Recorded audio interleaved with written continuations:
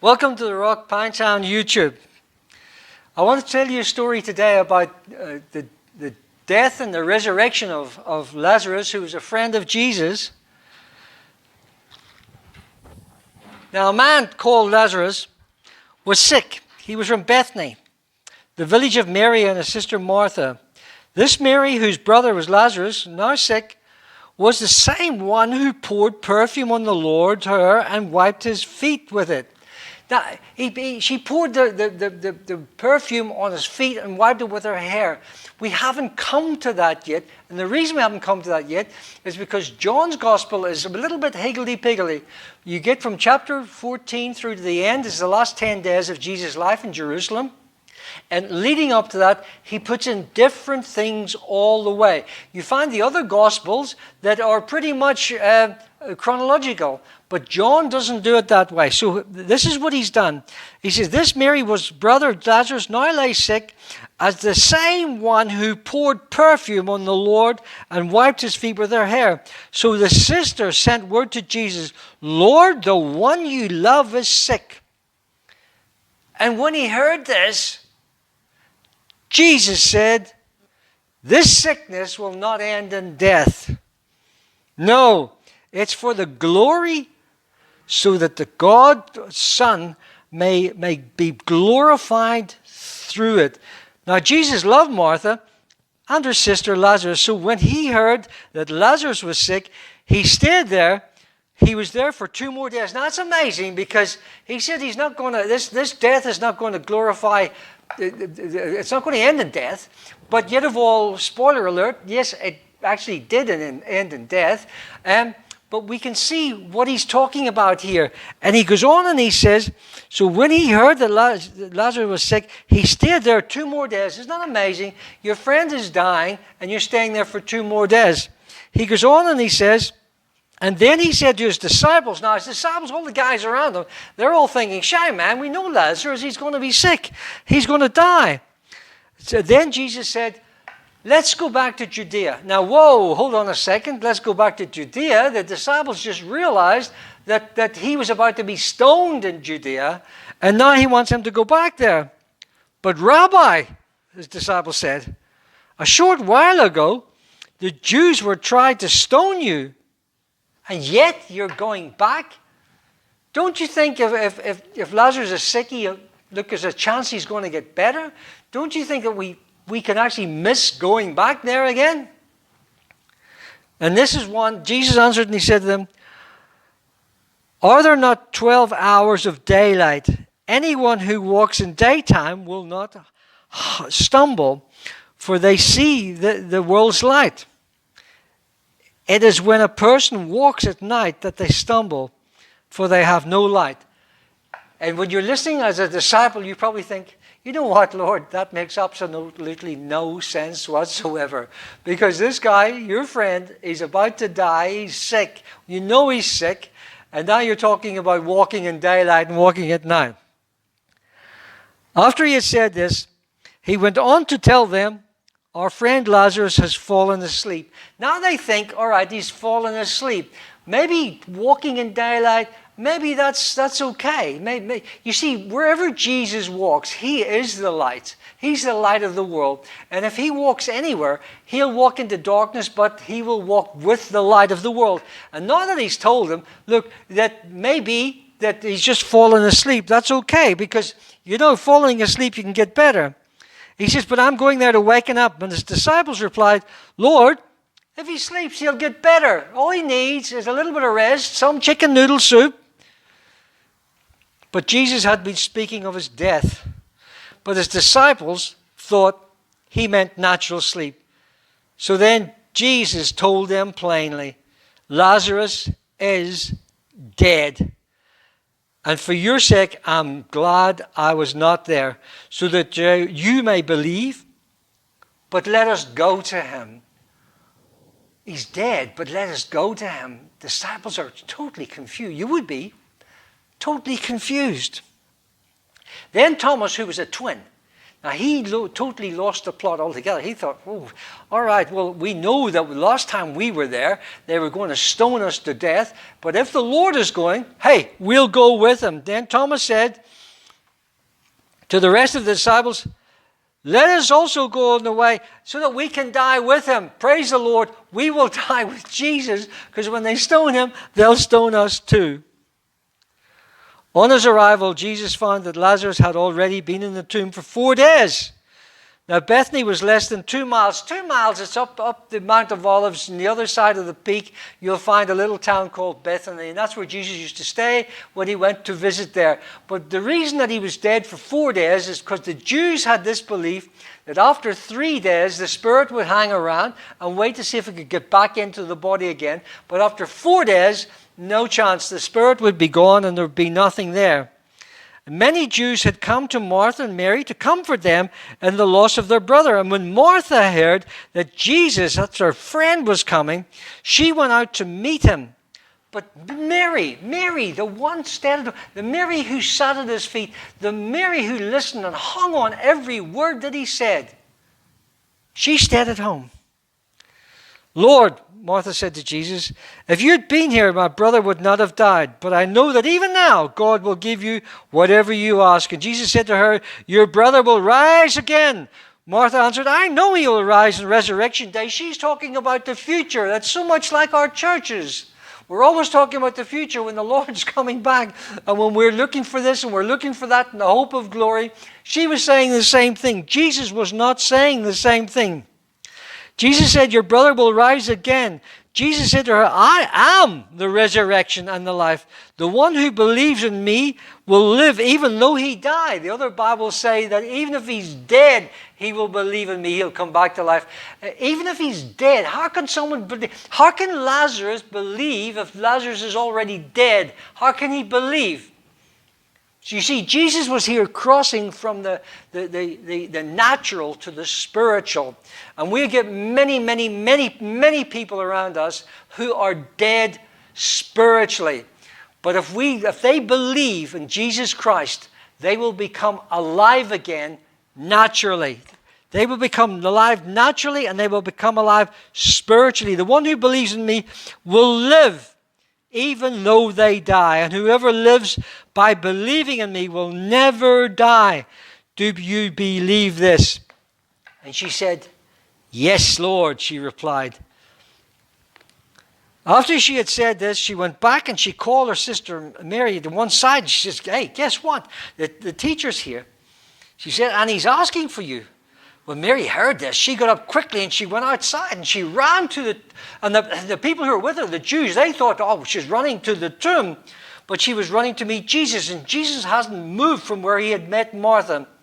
And when the Jews had been with Mary in the house, comforting her, noticed how quickly she got up and went out. Wow, they thought, this is it. She's going to see Lazarus. But when Mary reached the place, she said, Lord, if you had been here, my brother would have not have died. And when Jesus saw her weeping, and the Jews that had all come along with her, it caused him to weep as well. Do you know why? Because they were looking at the past. They were looking at the death. They weren't looking at the future. The future is life. That's the problem with us today. We live in a death mentality. You only have to turn on the TV to see that we've got a death mentality.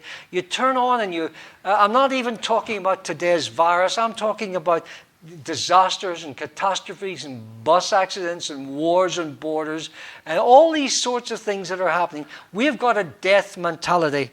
And so had the people then. People were weeping. They were deeply moved in spirit and troubled.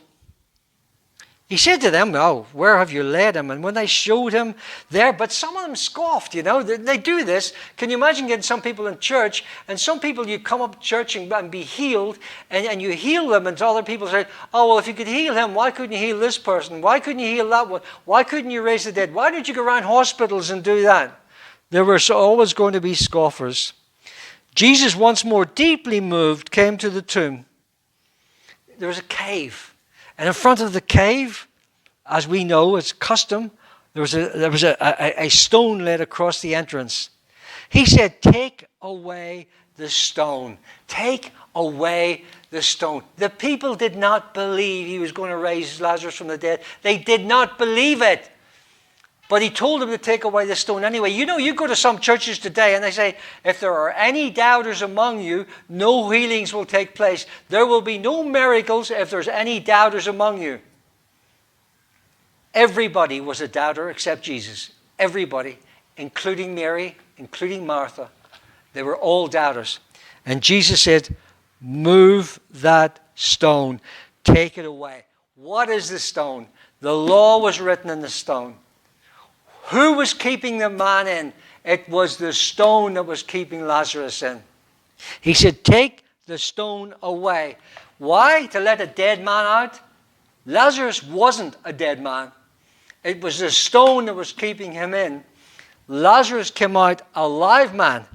And then Jesus said to them, you know what? It's best now we take his grave clothes off. Take his grave clothes off because he's not dead. It's stopping him from walking. It's stopping from his natural life. It's stopping from his spiritual life. It's stopping him from being liberated. Take those dead clothes off of him. Take off those clothes. Take away that stone. Now, when this came about, there was many of the Jews that were standing around. And many of the Jews who had come to visit Mary and had seen what Jesus, they believed in Jesus. They said, wow, this is brilliant. But some, and this is amazing, no matter how much you talk, no matter how much you preach, no matter how much you say to people, there will always be some people who will doubt you. And they went to the Pharisees and they went and told them what Jesus had done. They didn't run there and say, guess what? We saw a dead man coming, a guy. I mean, you don't expect to see this at a funeral, do you? A guy who was in the coffin just got out of it and walked away. They would have said, do you know what he did? He got them to take off the grave clothes. They probably didn't even tell them that the grave clothes was on a man who was alive. And that was a sin. That was a sin of uncleanliness. So what did they say? Well, we'll have to have a committee meeting. And that's what they went on. They went on and had a committee meeting. But I want to cut this a little bit short. And I want to show you something else.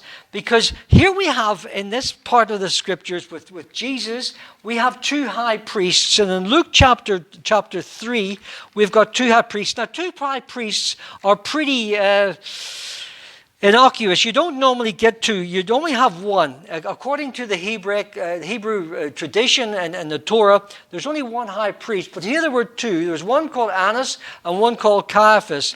And here's Luke chapter 3. It says here, in the 15th year of the reign of Tiberius of Caesar, when Pontius Pilate was governor of Judea, and it goes down to verse 2, during the high priesthood of Annas and Caiaphas, two high priests during that year. Well, now these two guys, they were the high priests. They had special callings. They had special clothes. They had special duties what to wear. Now, what garments did they wear? Well, the garments we find in Exodus 28, it says there that their garments were made of purple, their garments were made of blue, their garments were made of scarlet. They were beautiful garments. These guys lived in expensive houses and they lived in expensive places in the city. And this is what's going to happen. You guys will live there. You've got a special job for God, and therefore we will respect you. Two high priests in the one place. Should only have been one, but there was two. Now, if we look at what the veil, when Jesus was crucified, the veil was ripped in two. What was it made of in color? It was made of purple, of scarlet, and crimson, exactly the same as the priestly garments was made of, exactly the same. Now, I'm going to take you to look at Luke chapter 16. And we're going to look at the story of the rich man and Lazarus. Now, funny enough, this man, Lazarus, has got the same name as the guy who was raised from the dead. Now, Jesus never, ever gives names to people. He talks about Abraham's bosom. He spoke about Abraham. Everybody spoke about Abraham. But who was Lazarus? Lazarus was a nobody. So the rich man and Lazarus, and here I'm going to cut it a little bit short. There was a rich man, but I want you to listen. There was a rich man who was dressed in purple and fine linen and lived in luxury every day. And at his gate there was a poor beggar called Lazarus, and he was covered with sores. And he was longing to eat what fell from the rich man's table. Even the dogs came to eat and lick his sores. They eat the crumbs and they licked his sores. Do you remember when Jesus was up and he saw the woman who was way, way, way up in the Canaanite place? And he said to her, she said, please heal my demonite daughter. And he said, no. He says, I've just come for the Jews. And she said, but even the dogs need to have the crumbs of the table. This is the same thing. Same thing. And he comes along, and the time came when the beggar died, and all the angels arrived, and they carried off to angels' bosom. And the rich man also died. So the guy with the purple and the crimson also died. And he was taken to Hades, and he was living there in torment. Now remember, this is just a story.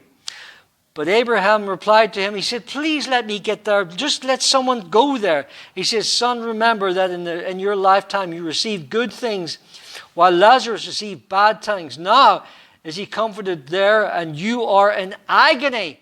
And besides all of this, between us and you there's a great chasm set between the two of you. There was a great difference. The answer, he said, I beg you, he said, send Lazarus to my family. Then he goes on, important, for I have 5 brothers. Let him warn them. I have 5 brothers. All right, so I want you to picture this. You've got this rich man, and this rich man's dressed in the finery of the high priest. And here we have Lazarus, who's got sores. Now, Lazarus has got sores because he's got like leprosy. And that's what they had in those days. It wasn't leprosy that we know today, but it was leprosy with skin disease. And he said, please just send him. I've got 5 brothers. And do you know what happened to those 5 brothers? Well, those 5 brothers, Annas, the high priest, had 5 brothers. And we look at Josephus and his complete works on page number 487. You'll find there that he had 5 brothers, and they ruled right up to the 62nd year, just before the temple was destroyed. He wanted them to get out of that religion. He wanted them to be told the truth. He wanted them not to go through all of this suffering that he has to go through.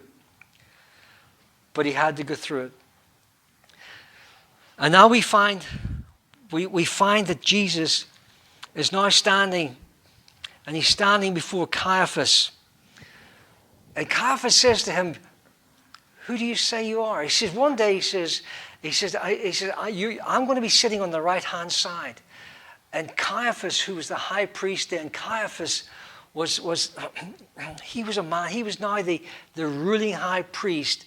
And Jesus said, I'm going to be there. He says, do you say you're the Son of God? And Jesus said, you will see me sitting on the right-hand side of the Father. And Caiaphas ripped his robe from top to bottom. He ripped his purple robe from top to bottom. He ripped his traditional robe from top to bottom. He ripped his religious robe from top to bottom. And we find that Jesus, as he hung on the cross, and as he looked at the temple, and as the earthquake went, we find that the temple robe, the veil of the temple, was ripped from top to bottom. The color of the veil, as Chronicles tells us, was scarlet and purple and red. And who was the real high priest? Wasn't Caiaphas. Wasn't Ananias. In fact, in John chapter 9, verse 23, it says there that they drew lots for his robe, Jesus' robe, because it was sewn completely from top to bottom. So I present this to you today. That in this simple story of the death of Lazarus, in this simple story where we see two high priests, in this simple story we find that Jesus is our high priest. And when that robe was ripped from Caiaphas, he no longer could wear that robe again. He was no longer high priest. Jesus became our high priest. And the veil of the temple broke in two. And not only do we have now got access to God, but God has got access to us through the high priest, our high priest, Jesus Christ. Amen. Thank you.